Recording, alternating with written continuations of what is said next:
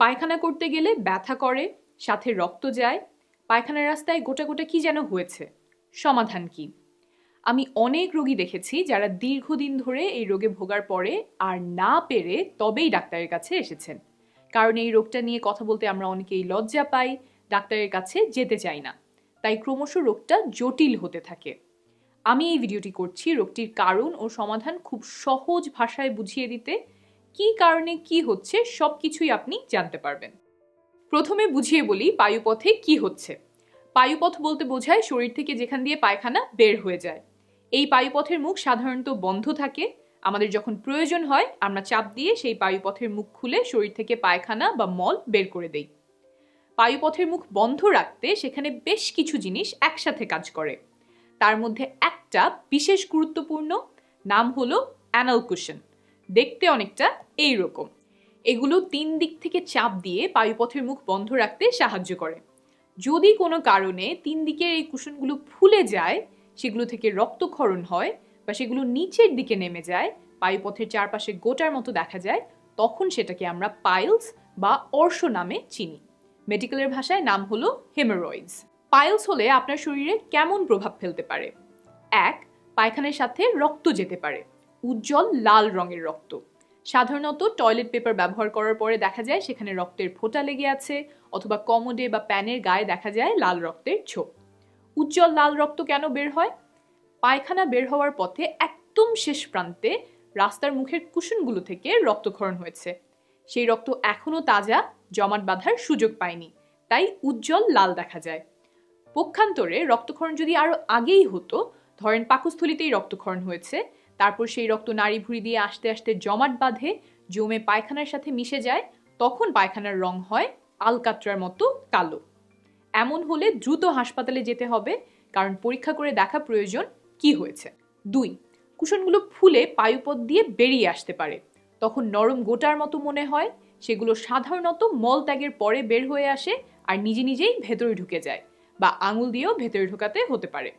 আবার কারো কারো ক্ষেত্রে পাইলস এমন পর্যায়ে পৌঁছে যায় যে আঙুল দিয়েও আর ভেতরে ঢোকানো যায় না। 3. অনেকেই দুশ্চিন্তা করেন এই রোগে ব্যথা কেমন হয়। সাধারণত তীব্র ব্যথা হয় না, তবে কখনো কখনো তীব্র ব্যথা হতে পারে।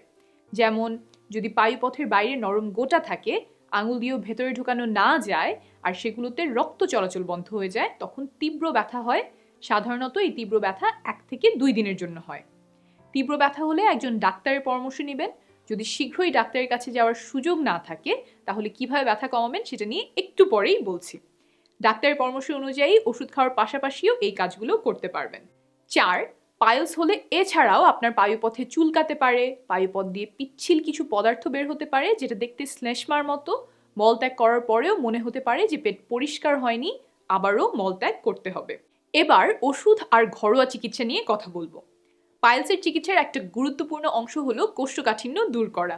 এর জন্য একটা ভালো ওষুধ হচ্ছে ইসবগুলের ভুসি। আমরা সবাই এই ওষুধ কম বেশি চিনি, তবে সঠিক ব্যবহার ও সাবধানতা অনেকের অজানা। তাই ইসবগুলের ভুসি কিভাবে খাবেন, কখন খাবেন আর কখন খাওয়া উচিত না, সেটা অল্প করে বলে দিচ্ছি।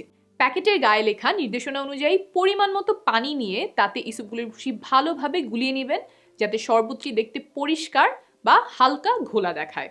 বানানোর পর রেখে দিবেন না, সাথে সাথেই খেয়ে ফেলবেন। অনেক রোগীর কাছ থেকে শুনেছি যে শরবতটি গুলিয়ে তারা রেখে দেয়, এটা কিন্তু সঠিক ব্যবহার নয়। রেফারেন্স নিচে দেয়া আছে। সাধারণত দিনে 2 বেলা খেতে হয়, খাবার খাওয়ার পরে খেলে সবচেয়ে ভালো। ইসবগুলের ভুসি খেলে দিনে অন্তত 2 লিটার করে পানি পান করবেন। অল্প কিছু মানুষের ক্ষেত্রে দেখা যায় যে ইসবগুলের ভুসি খেয়ে পর্যাপ্ত পরিমাণ পানি না খাওয়ার ফলে গলনালী এবং অন্ত্রের মুখ আটকে যায়। আপনি অবশ্যই এই ঝুঁকি নিতে চাবেন না। কিছু কিছু সময়ে এই ইসবগুলের ভুসি খাওয়া যাবে না। সেগুলো কি কি? 1. রাতে ঘুমানোর ঠিক আগে খাবেন না। তাতে আপনার বৃহদন্ত্র অর্থাৎ শরীরের যেখানটাতে মল তৈরি হয় সে জায়গার মুখ বন্ধ হয়ে যাওয়ার সম্ভাবনা বাড়ে। চিকিৎসা বিজ্ঞানের ভাষায় এটাকে বলে অবস্ট্রাকশন। এটা একটা এমার্জেন্সি। এমনটা হলে জরুরি ভিত্তিতে হাসপাতালে যেতে হয়। আপনার আগে যদি এমনটা হয়ে থাকে তাহলে আপনি ইসবগুলের ভুসি খাবেন না। 2. যদি পেটে ব্যথা, বমি ভাব বা বমি হয়। 3. আগে ইসবগুলের ভুসি খাওয়ার পরে আপনার শরীরে যদি বিরূপ প্রতিক্রিয়া হয়ে থাকে। 4. যদি দীর্ঘদিন ধরে কোষ্ঠকাঠিন্যের ফলে পায়ুপথের মুখে পায়খানা আটকে গেছে এমন হয়। 5. যদি আপনার পায়খানা বা মলত্যাগের অভ্যাসে হঠাৎ পরিবর্তন হয় এবং সেটা 2 সপ্তাহের বেশি থাকে। 6. আগে থেকেই পায়ুপথ দিয়ে রক্ত যায় এবং সেটার কারণ এখনো জানা যায়নি। 7. যদি কোলোনিক অ্যাটনি বা বৃহদন্ত্রের মাংসপেশি দুর্বল বা ধীর গতির এমন রোগে ভোগেন। ডাক্তারের পরামর্শ ছাড়া নিজে নিজে একটানা অনেক দিন ইসবগুলির ভুসি খাবেন না, এটা কিন্তু একটা ওষুধ। ডায়রিয়া সহ এর আরও কিছু পার্শ্ব প্রতিক্রিয়া হতে পারে। 3 দিন ব্যবহার করার পরে কোষ্ঠকাঠিন্যের কোনো উন্নতি না হলে ডাক্তারের পরামর্শ নেবেন। এবার আসছি ব্যথার ওষুধ প্রসঙ্গে। ব্যথার জন্য প্যারাসিটামল খেতে পারেন। আরও অনেক ধরনের ওষুধ আর মলম আছে, ডাক্তারের পরামর্শ অনুযায়ী সেগুলো ব্যবহার করতে পারেন। পাইলস হলে কিছু কিছু ব্যথানাশক ওষুধ খাওয়া যাবে না। সেগুলো কি কি? 1. ট্রামাডল। কারণ এই ওষুধটার একটা কমন পার্শ্ব প্রতিক্রিয়া হচ্ছে কোষ্ঠকাঠিন্য। বাজারের প্যারাসিটামলের সাথে ট্রামাডল মেশানো ব্যথানাশক ওষুধ পাওয়া যায়, এগুলো এড়িয়ে চলতে হবে। 2. আইবুপ্রোফেন, যদি আপনার পাইলস থেকে রক্ত যায়, কারণ এই ওষুধটা রক্তক্ষরণের ঝুঁকি বাড়িয়ে দেয়। বাসায় বসে বসে ওষুধের পাশাপাশি আর কিভাবে নিজের চিকিৎসা করতে পারেন, ব্যথা কমাতে পারেন, তা নিয়ে 10টা উপায় এখন বলবো। 1. ব্যথার জায়গাটা কুসুম গরম পানিতে ভিজিয়ে রাখতে পারেন। ছোট বাচ্চাদের গোসল করা এমন একটা বড় বলে কুসুম গরম পানি নিয়ে সেখানটাতে বসতে পারেন। সদ্য যারা মা হয়েছেন তাদের পাইলসের সমস্যা থাকলে দেখা যায় বাচ্চা হওয়ার পরে প্রথম কয়েকদিন সমস্যা বেড়ে যায়। তাদেরকেও এই কুসুম গরম পানি ব্যবহারের পরামর্শ দেওয়া হয়। তারা এটা দিনে 3 বার পর্যন্ত করতে পারেন। আর মায়েরা কোথাও বসার সময় একটা বালিশ ব্যবহার করে সেটার উপর বসতে পারেন। 2. একটা প্যাকেটে কিছু বরফ নিয়ে সেটা তোয়ালে দিয়ে পেঁচিয়ে পায়ুপথের গোটাগুলোর উপর লাগাতে পারেন। 3. বিছানায় শুয়ে পা উঁচু করে রাখতে পারেন, তাহলে গোটাগুলোতে রক্ত চলাচল সহজ হবে। পায়ের নিচে বালিশ দিতে পারেন। খাটের পায়ের নিচে কোনো কিছু দিয়ে খাটের এক পাশ উঁচু করে সেদিকে পা দিতে পারেন। 4. পায়ুপথ পরিষ্কার পরিচ্ছন্ন আর শুষ্ক রাখবেন। মলত্যাগ করার পরে খুব জোর দিয়ে মুছতে যাবেন না, টয়লেট পেপার হালকা ভিজিয়ে তারপর সেটা দিয়ে মুছতে পারেন। 5. মলত্যাগ করার সময় খুব জোরে চাপ দেওয়া যাবে না। 6. অনেক লম্বা সময় ধরে মলত্যাগ করবেন না। টয়লেটে বসে বসে মোবাইল চালানো, বই পড়া বা অন্য কাজ করাতে মনোনিবেশ করবেন না। মোট কথা, প্রয়োজনের অতিরিক্ত সময় টয়লেটে বসে থাকবেন না। 7. পায়খানার চাপ আসলে সেটা আটকে রাখবেন না। পায়খানা আটকে রাখলে দিন দিন সেটা থেকে পানি শুকিয়ে শক্ত হতে থাকে, তাই চাপ আসলে দেরি না করে বাথরুমে চলে যাবেন। 8. কোষ্ঠকাঠিন্য এড়িয়ে চলতে খাদ্যে যথেষ্ট পরিমাণ ফাইবার বা আঁশ নিশ্চিত করবেন এবং প্রচুর পরিমাণে পানি পান করবেন। এই দুটো কাজ করলে সাধারণত কয়েক দিনের মধ্যে কোষ্ঠকাঠিন্য দূর হয় আর কয়েক সপ্তাহের মধ্যে পাইলসের লক্ষণগুলোর উপশম হয়।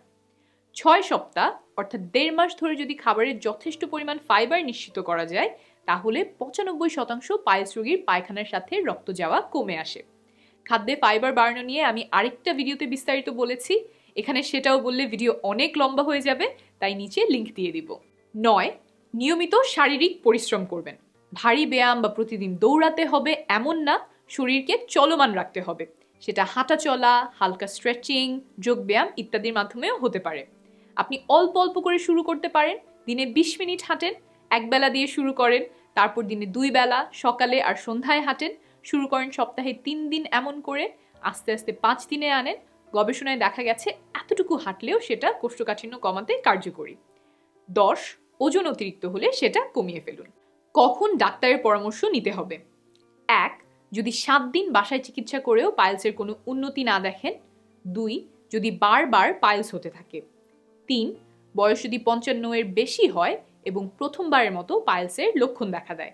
কখন দ্রুত হাসপাতালে যাবেন? 1. যদি পাইলস থেকে পুঁজ বের হতে থাকে। 2. যদি গায়ে খুব জ্বর আসে, কাঁপুনি হয় বা খুব অসুস্থ লাগে। 3.